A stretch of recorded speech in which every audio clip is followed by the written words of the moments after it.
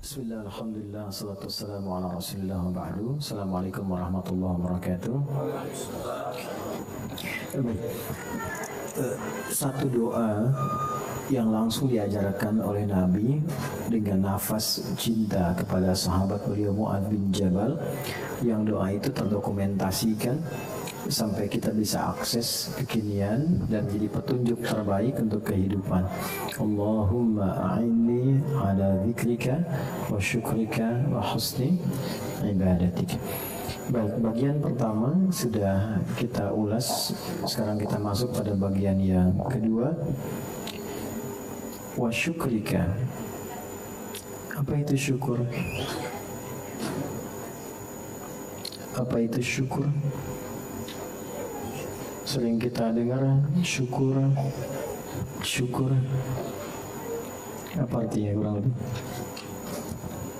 Terima kasih. Syukur itu ungkapan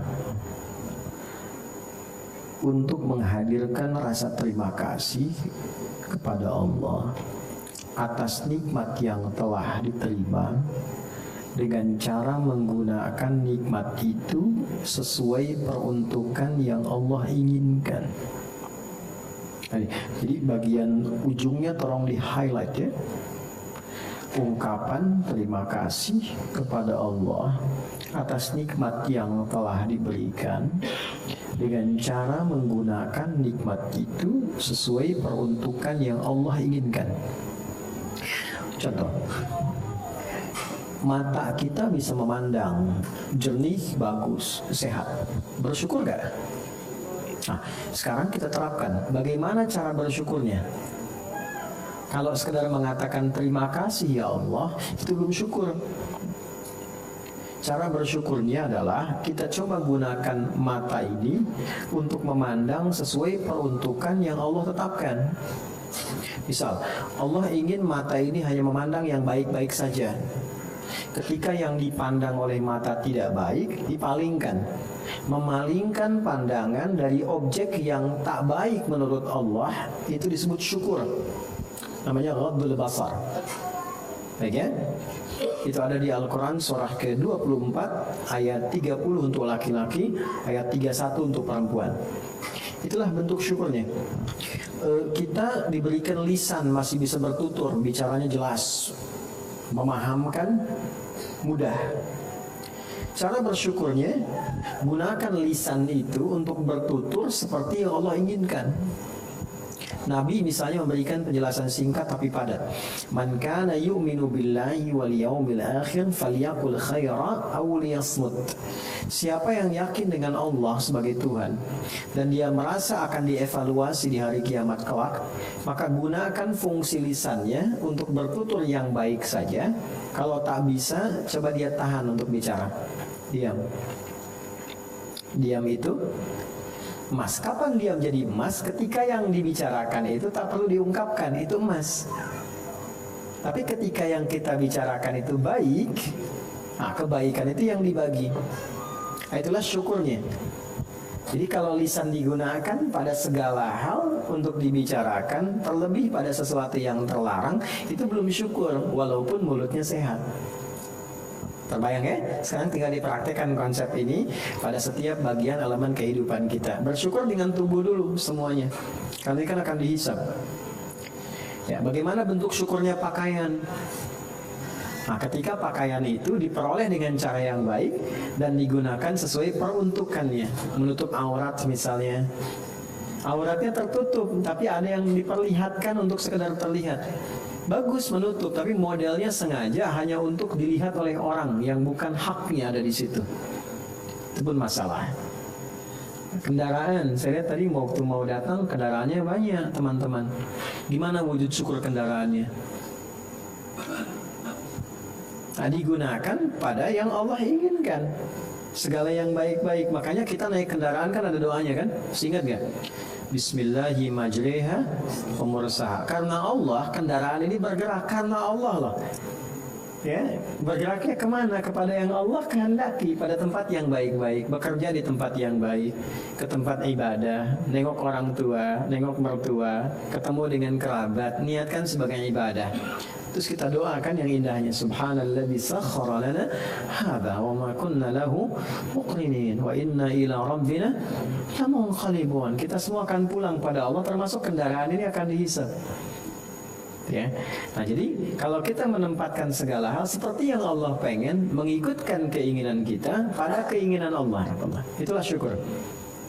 Nah, sekarang pertanyaannya, apakah semua nikmat yang Allah titipkan sudah kita syukuri? Itu tidak mudah. Nafas itu kan nikmat kan? Nah, nafas yang kita kemudian konsumsi, kita dapatkan, sudah diarahkan pada yang Allah ridhoi belum? Itu tidak mudah, butuh motivasi, butuh pertolongan, butuh bantuan.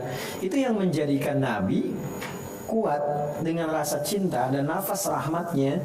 Beliau menyampaikan pada Muadz, ya, coba baca doa ini, minta tolong sama Allah supaya diberi kekuatan untuk bersyukur.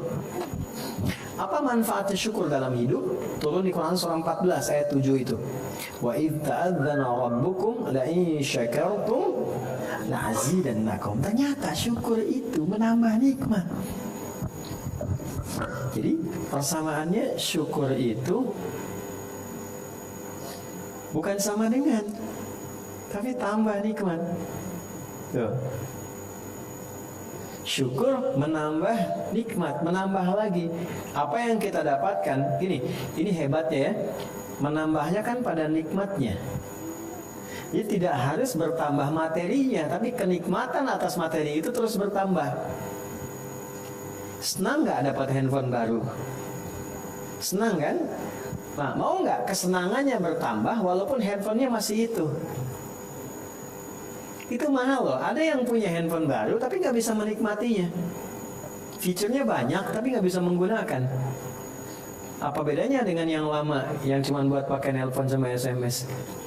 Kalau fungsinya sama kan?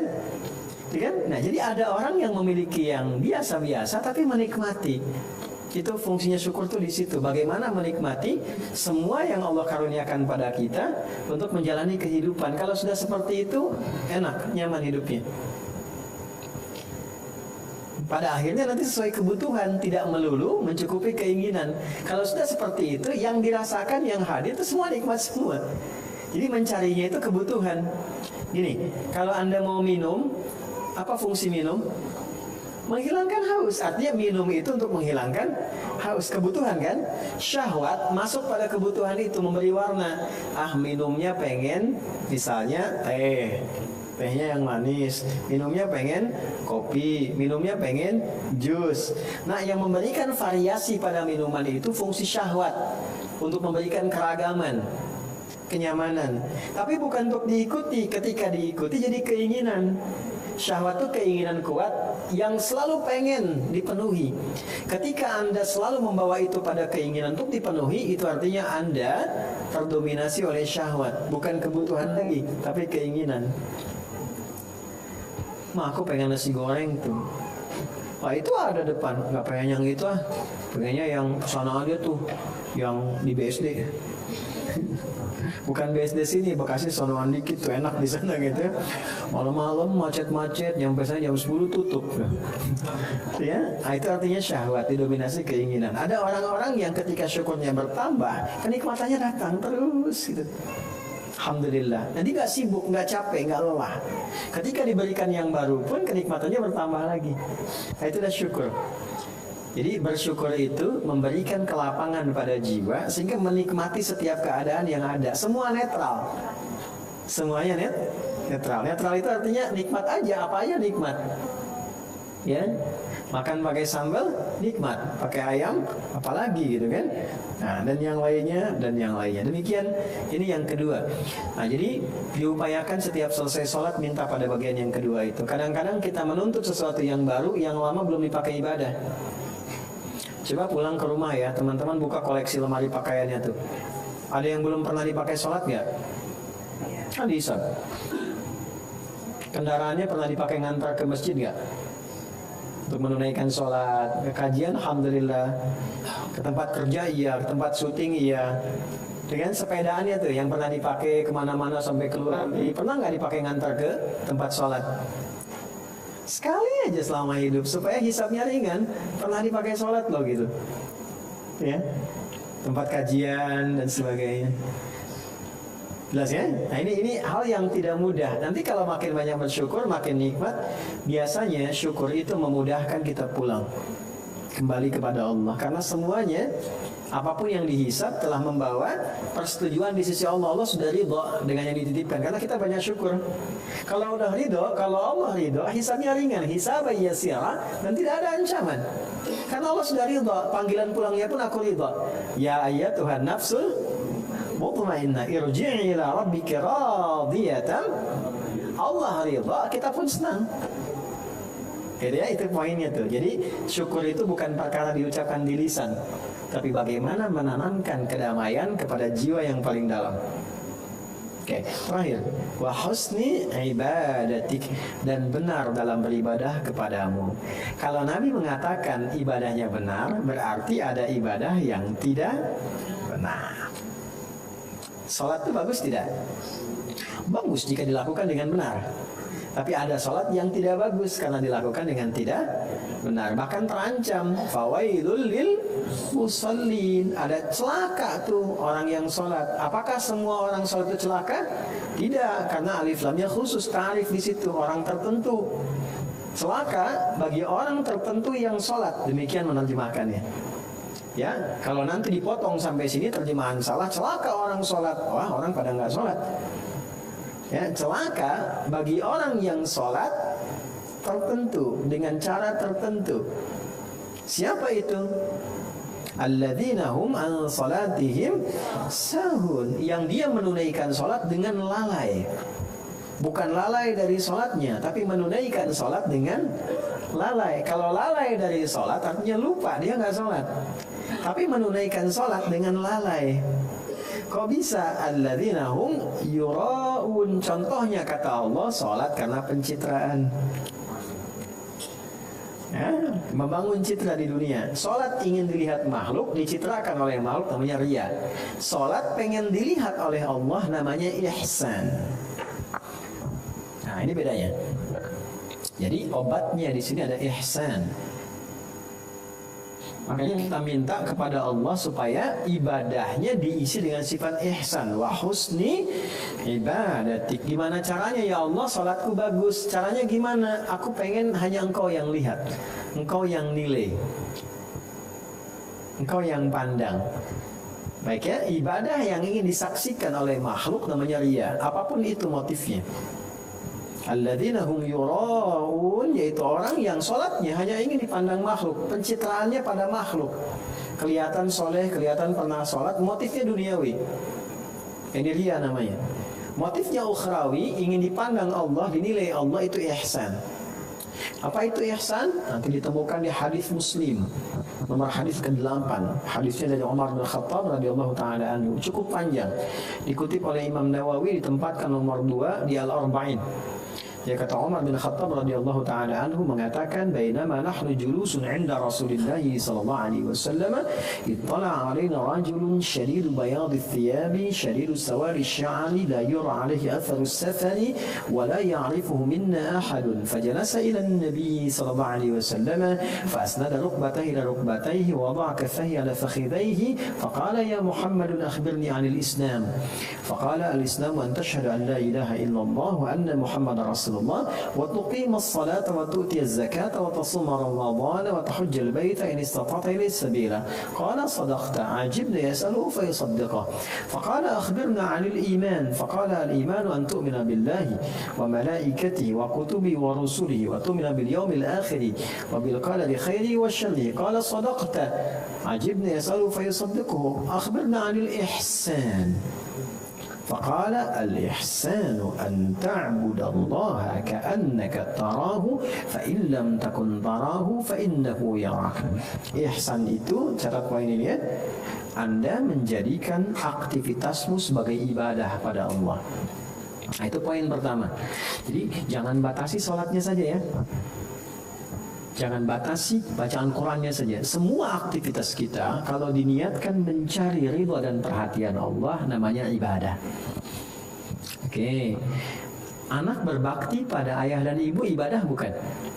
Ibadah. Menyenangkan orang tua ibadah. Kalau sudah menikah senangkan orang tua. Orang tua istri, orang tua suami. Kalau sudah meninggal ya berusaha beramal baik untuk yang telah wafat. Sedekah untuk yang telah meninggal. Boleh. Doa, kan? Minimal doa. Itu ibadah. Kalau masih hidup muliakan. Ya, orang tua kepada anak berikan perhatian, merawat, niatkan karena Allah. Itu ibadah, dituliskan luar biasa, pahalanya banyak sekali. Banyak sekali. Anak yang terbiasa memanjakan orang tuanya akan dimanjakan oleh Allah dalam hidupnya. Anda melihat saya seperti ini, jangan dilihat hanya seperti ini saja. Ada nafas kehidupan ibunda yang kita bawa. Ada upaya pengabdian semaksimal mungkin yang bisa kita persembahkan. Saya jaga ibu saya, Allah rawat saya. Saya jaga pada ayah, Allah rawat saya. Dulu ayah mengajar, saya di samping beliau di bawah. Ayah kami ngajar di musalla, saya tertidur di pangkuannya. Sekarang terbalik, saya mengajar, beliau tertidur di kesendiriannya di alam barzahnya. Dan saya niatkan setiap saya mengajar, ya Allah kirimkan cahaya untuk ayah. Ya. Dan itu indah. Itu indah. Nah, teman-teman bekerja pun niatkan ibadah. Niatkan, semua jadi ibadah. Dan rasanya enak gitu. Gak ada yang paling indah kecuali kedamaian saat ibadah. Bukan hanya saat sholat. Berumah tangga niatkan ibadah. Jadi kalau yang ditatap pasangan kita titipan Allah, gak akan semena-mena perlakuannya. Ya, rasakan ketika menatap istri tetap suami, rasakan titipan Allah. Itu saat akan ditanya. Pada anak-anak demikian. Berusaha. Anak menatap orang tua, rasakan saat dihisab, titipan Allah nih. Jadi sesuatu. Saya pulang malam, anak tanya, istri tanya, Buya pulang jam berapa? Jam sekian. Tadi berangkat saya ditanya, pulang jam berapa? Mungkin malam, mungkin tengah malam. Nanti jam 9 biasa video call. Tanya, jam berapa Buya pulang? Jam sekian. Pulang, mereka sudah tidur semua. Apa yang saya lakukan malam? Tatap satu-satu, lihat istri, anak-anak semua. Tanya, ya Allah ketemu lagi nggak gitu kan di akhirat nanti. Belum tahu kita. Betulkan cara tidurnya, pasangkan selimut, doa, ambil wudhu, sholat, nangis, minta sama Allah. Itu indah. Itu menjaga betul, menjaga betul. Ada apa-apa cepat gitu. Kalau salah paham cepat dibalikin ya. Ada masalah cepat diberikan solusinya. Nggak harus jadi ustadz, semua sama kok, ajarannya sama, nggak dibatasi pada kiai, ustadz dan sebagainya. Ya kan? Oke, balik. Jadi anta'budallaha, upayakan semua kegiatan ibadah. Ka'annaka tarah, fa in lam takun tarahu fa innahu yarak. Seakan kita merasa selalu diawasi Allah. Salat merasa diperhatikan Allah. Nah, tancapkan rasa itu. Saya salat itu diawasin Allah, dilihatin. Walaupun kita tak mampu melihat. Ya, nah itulah ihsan. Lawannya apa? Lawannya riya. Nah, husni ibadatik, memohon pada Allah supaya dibantu setiap ada kegiatan jadi ibadah yang benar. Apa konsekuensinya riya? Riya itu konsekuensi pertamanya amalnya gugur. Haji riya, gugur hajinya. Hati-hati ya. Umrah riya, gugur umrahnya. Infak riya, gugur infaknya. Infak nih, perhatian. Kadang Allah kasih trigger. Saya ada kejadian di Sumatera. Ya, orang sebut bencana alam kan? Alam itu apa? Alam itu tanda. Alam itu bahasa Arab. Artinya tanda, ruang yang memberi tanda. Seakar dengan kata alamat, tanda. Tanda dari siapa? Tanda dari yang punya, yang merawatnya, yang memilikinya. Merawat, memiliki, mengatur namanya Rabbun. Rabbun. Jamak dari kata alam itu alamin. Allah sudah mendefinisikan dirinya Rabbul Alamin. Kita katakan Alhamdulillahi Rabbil. Kalau ada bencana di alam, artinya ada tanda dari bencana itu dari yang punya. Ini loh ada yang tidak tepat, ini ada yang nggak benar, ini harus diperbaiki, ini ada yang belum tersambung, ada kasih sayang yang belum datang. Dipilih oleh Allah di Sumatera. Ada yang menyaksikan itu, mengalami. Ada yang meninggal dengan persaksian mengambil menjemput tanda Allah sesuai ajalnya, meninggal, disebut syahid. Maka yang meninggal karena tenggelam, bencana tenggelam dan sebagainya itu syahid. Kalau dia beriman, itu syahid.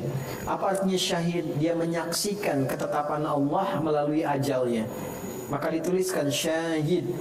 Itu kan? Tanda yang kedua apa? Ada apa di balik itu? Untuk menelisik sebab supaya berubah. Oh, ini ada peristiwa A, B, C, ada tindakan yang tidak benar, ada kayu yang tiba-tiba menyebar dan sebagainya. Ditelisik dari mana sumbernya, apa masalahnya. Maka turunkan ayat-ayat tentang tanaman, tentang pohon, tentang kebun, 16 ayat dalam Al-Quran. Dihimpun oleh Al-Mundhiri dalam kitabnya Targhib wa Tarhib. Di halaman 312 poin diturunkan. Apa dampaknya merawat pohon, tanaman, apa dampaknya kalau pohon dirusak dan sebagainya. Terus itu tanda. Kemudian ada tanda kasih sayang. Kadang yang diuji di tempat X, kita yang di Z seperti apa kepekaan kita menerapkan sifat keislaman. Hadisnya hafal betul. Al mu'minu lil mu'mini kal bunyani yasuddu ba'dahu ba'dha. Orang Islam, orang beriman satu dengan yang lainnya seperti satu tubuh yang saling menguatkan, seperti satu bangunan, gitu kan? Diuji sekarang, benar nggak satu tubuh? Apa perhatiannya? Apa bentuk penguatannya? Nah, muncul itu. Maka balik ke sini, kan setiap pekerjaan yang dilakukan atas dasar motif dilihat, dicitrakan oleh kemanusiaan, oleh makhluk, namanya riya. Konsekuensi pertama batal amalannya. Apa contohnya? Al-Baqarah ayat berapa? 294. Ada orang infak saat bersamaan riya. Misalnya tadi pengen infak ke sana, tapi ingin ditampilkan di publik, ingin kelihatan bahwa dia ke sana, bahwa dia berbuat sesuatu, atau pengen nyumbang tapi umumkan dari Sabang sampai Merauke misalnya. Musyawarah saya nyumbang ya, tapi tolong buat pengumuman dari Sabang sampai Merauke. Bikin. Nah, itu seketika langsung gugur amal. Ya ayyuhalladzina amanu, hai orang-orang yang merasa masih punya iman, la tubtilu shadaqatikum bil manni wal adha. Jangan kau gugurkan amal baikmu dengan perbuatan yang merusak, walaupun terkesannya itu nyaman. Al-manni wal adha itu artinya apa? Sesuatu yang kerasanya kerasa nikmat ketika dikerjakan, tapi sebetulnya merusak. Ya kan? Bikin konten boleh, boleh. Dokumentasi boleh, boleh. Supaya orang tahu bahwa di sini ada masalah. Supaya orang keluarkan kepeduliannya untuk bisa berbagi. Tapi ketika Anda membuat citra tertentu dengan keluar dari ruang-ruang tadi, ketentuan tadi, dengan harapan, wah ini ingin naik misalnya followersnya, ingin dipuji, ingin macam-macam, Allah yang maha tahu. Tampak nanti dari perilaku, maka seketika apapun yang dikerjakan gugur, sumbangannya habis, gugur, selesai, batal amalnya. Kalladzi yunfiqu malahu ria'an nas, seperti orang infak yang riya. Famathaluhu kamathali safwalin alaihi turabun fa'asabahu wabilun fatarakahu salda. Itu seperti orang yang naruh pasir yang halus di atas batu yang licin. Ditaruh kan udah turun sendiri kan? Tiba-tiba kemudian tersapu oleh air bah. Sudah itu licin, disimpan tanah juga yang licin, tersapu air bah, hilang seketika. Allah la yahdil qaumal kafirin. Allah enggak senang, tidak akan memberikan persetujuan, petunjuk pada orang-orang yang ingkar.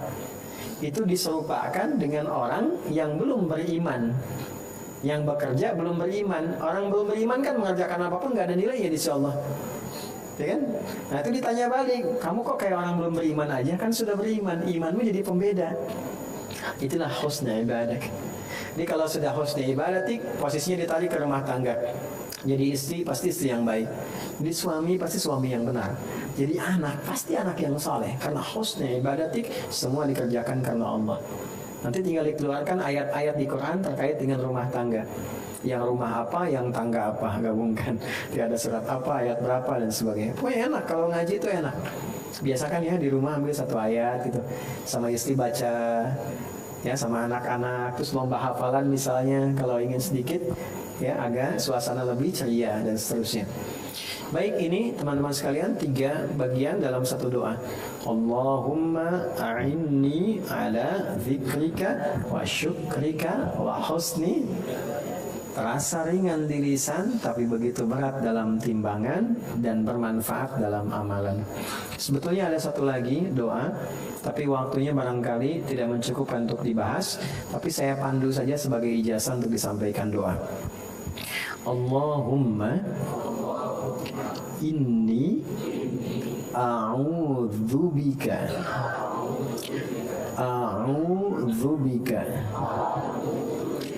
minal kufri wal faqri wa adzabin nar.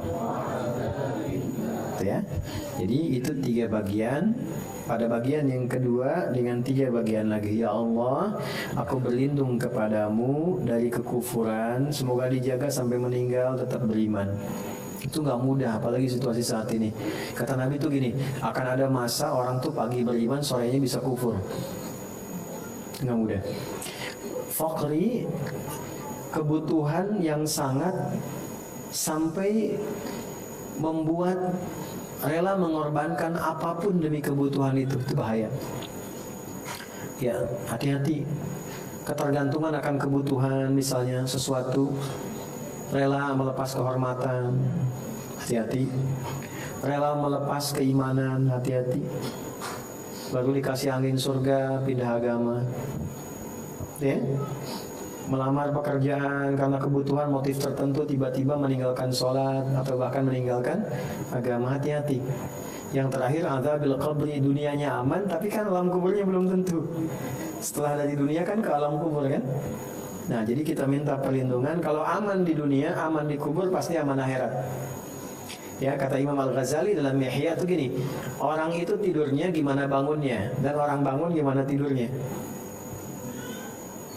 Orang tidur gimana bangunnya. Anda bermimpi kan, yang dibawa dalam mimpi aktivitas saat bangun kan. Beraktivitas sekarang tiba-tiba mimpi, ke bawah lagi suasana gini, karena kepikiran yang saat bangun terbawa dalam tidur. Orang bangun gimana tidurnya. Saat bangun kan kita kepikiran dalam mimpi tadi dalam tidur. Itu yang dibawa kan. Demikian hidup juga begitu. Alam kubur gimana kita bangunnya sekarang di dunia. Bangun dari kubur gimana situasi kuburnya. Kalau kita sekarang baik, di kuburnya baik. Kalau di kuburnya baik, pasti dibangkitkannya pun dalam keadaan yang baik. Itu yang dimaksud Quran surah 19 di ayat ke-15. Wassalamun alaihi yawma wulida wa yawma yamutu wa yawma yub'atsu hayya. Hidup ideal itu nikmat, nyaman, tentram, sukses, bahagia di dunianya, di alam kuburnya demikian, dan di akhirat pun dibangkitkan dalam keadaan bahagia yang sempurna.